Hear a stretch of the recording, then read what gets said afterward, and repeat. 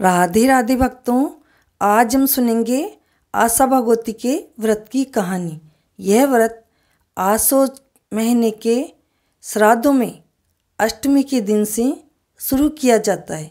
गोबर और पीली मिट्टी से 8 घर का चौका देना चाहिए। बीच में गणेश जी का स्थान छोड़ना चाहिए।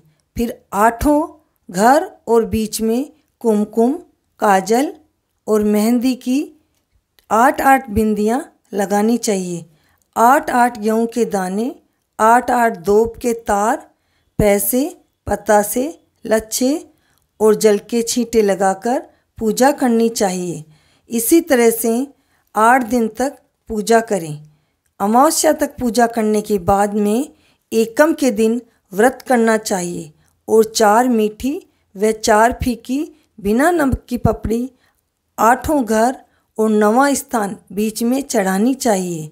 4 मीठी और 4 फीकी बिना नमक की पपड़ी पर रुपये रखकर बायना निकालना चाहिए। व्रत खोलने के समय दिन में एक ही बार 4 मीठी व 4 फीकी पपड़ी दही के साथ खा लेनी चाहिए। 8 वर्ष तक इसी प्रकार पूजा करने के बाद उद्यापन कर देना चाहिए।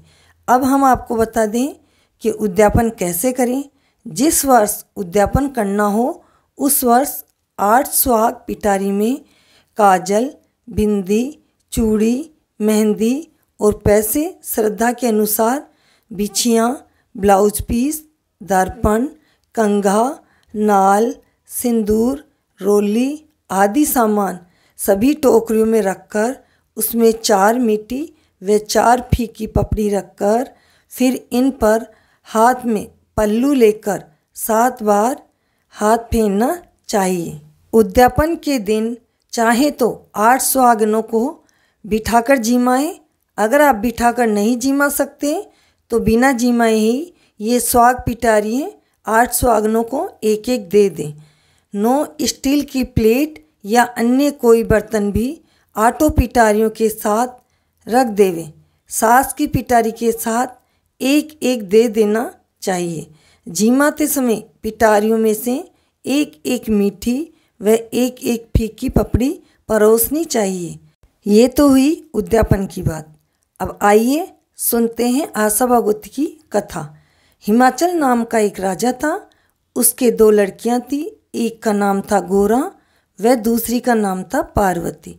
एक दिन राजा ने अपनी दोनों लड़कियों को बुलाकर पूछा कि तुम किसके भाग्य का खाती हो। पार्वती ने कहा कि मैं तो अपने ही भाग्य का खाती हूँ।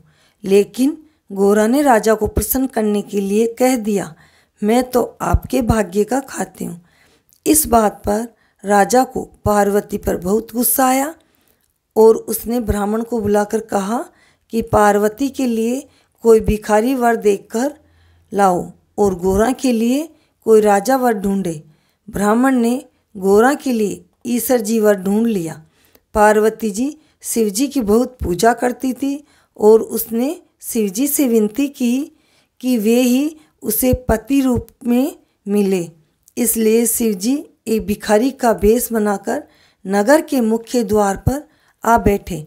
जो ही ब्राह्मणों ने दरवाज़ा खोला वहाँ भिखारी मिल गया और उसको पकड़कर राजा के पास ले आए। राजा ने गोरा को बहुत सी धन दौलत दहेज में दी और पार्वती को 5 बर्तन व 1 जोड़ा कपड़ा देकर विदा कर दिया। शिवजी पार्वती जी को लेकर कैलाश पर्वत पर जाने लगे। रास्ते में जहाँ जहाँ भी पार्वती जी ने 2 पर पैर रखा वहीं वहीं वह जल गई। शिवजी ने बड़े बड़े पंडितों को बुलाया और बुलाकर पूछा कि ये क्या हो रहा है। तब वो बोले कि पार्वती जी अपनी भाभियों के साथ आशा भागवती का व्रत करती थी। उन्होंने तो अपने पियर जाकर उद्यापन कर दिया, लेकिन पार्वती जी ने यह उद्यापन नहीं किया। इसी दोष के कारण धूप जल रही है। इन्हें भी अपने पियर जाकर उद्यापन करना चाहिए। तब शिव जी ने पार्वती जी से कहा, आशा भागवती के उद्यापन के लिए पीहर चलने की तैयारी कर लो। शिव जी ने उन्हें बहुत से गहने, कपड़े और वस्त्र दिलाए और कहा कि हम खूब ठाट बाट से चलेंगे। उन्हें पता चलना चाहिए कि अपनी किस्मत का खाने वाली पार्वती की उन्होंने भिखारी से शादी की थी, किंतु उसके ठाट बाट कुछ कम नहीं है। शिव पार्वती पहन ओढ़कर रवाना हुए। चलते चलते एक नगर में पहुँचे। वहाँ के राजा की रानी के बच्चा होने वाला था। वह कष्ट से बेहाल पड़ी थी। राजा भी बहुत परेशान और चिंतित था। रानी का कष्ट देखकर पार्वती ने शिवजी से उनके कष्ट का कारण पूछा। उन्हें जब मालूम हुआ कि इसके बच्चा होने वाला है और इसी कारण इसको इतना कष्ट हुआ, तो उसने शिवजी से कहा, शिवजी मुझे बच्चा नहीं चाहिए, मेरी कूंक बांध दो। शिवजी ने कहा, आगे चलो, कूंक मत बंधाओ, बहुत पछताओगी। आगे एक घोड़ी के बच्चा होने वाला था, तो वह भी बहुत कष्टी थी। उसे देखकर पार्वती जी फिर कहने लगी, मेरी कूंक बांध दो, मुझे कष्ट नहीं झेलना। शिवजी ने उन्हें समझा बुझाकर फिर आगे चलने को कहा। उन्हें फिर एक गाय कष्ट में मिली। अब तो पार्वती जी जिद करके बैठ गई। कहने लगी, बच्चे होने में बहुत कष्ट होता है, मुझे बच्चा नहीं चाहिए, मेरी कूंक बांध दो, तभी आगे चलूँगी। तब शिवजी ने उनकी कूंक बांध दी। फिर वे लोग आगे चलने लगे। पियर पहुंचकर पार्वती के ठाट बाट देखकर सबने खूब सम्मान किया और खूब मेहमान नवाजी की। पिता ने कहा, पार्वती तेरी ही कहा सत्य है, सब अपनी किस्मत का खाते हैं, क्योंकि गोरा को मैंने सब कुछ दिया था पर उसका सब धन नष्ट हो गया। वह अपने ससुराल में बहुत दुखी है। पार्वती जी अपनी भाभियों के साथ उद्यापन की तैयारियां करने लगी। पार्वती जी ने शिवजी से कहा, मुझे भी उद्यापन की तैयारी करनी है। शिवजी ने 1.25 करोड़ का मुंदरा दिया और कहा कि जो भी तुम इससे मांगोगी वह सब तुम्हें मिल जाएगा। जिससे पार्वती जी ने ऐसी तैयारी की कि भाभियां देखती रह गई।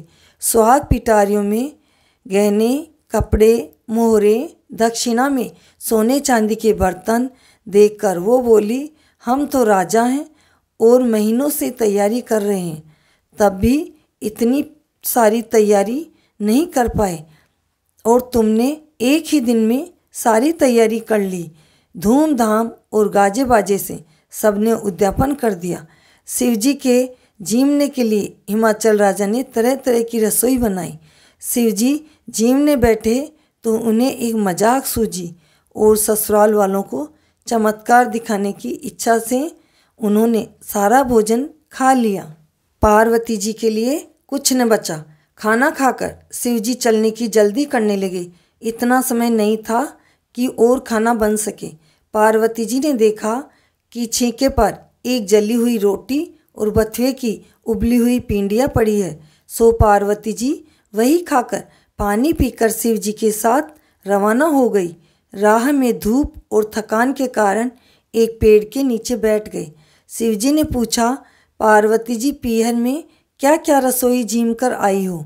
पार्वती जी ने कहा, शिव जी जो आपने खाया वही मैंने खाया है।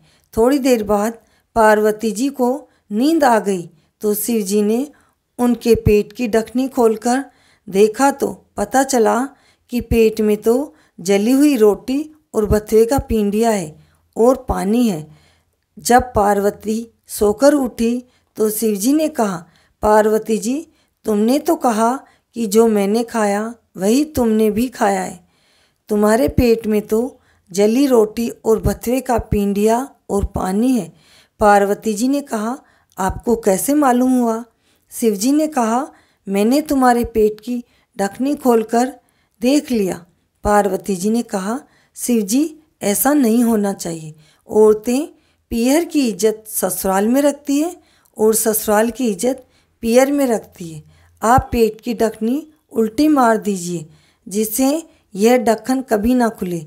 शिवजी ने वैसा ही कर दिया। फिर शिवजी पार्वती को लेकर आगे चलने लगे।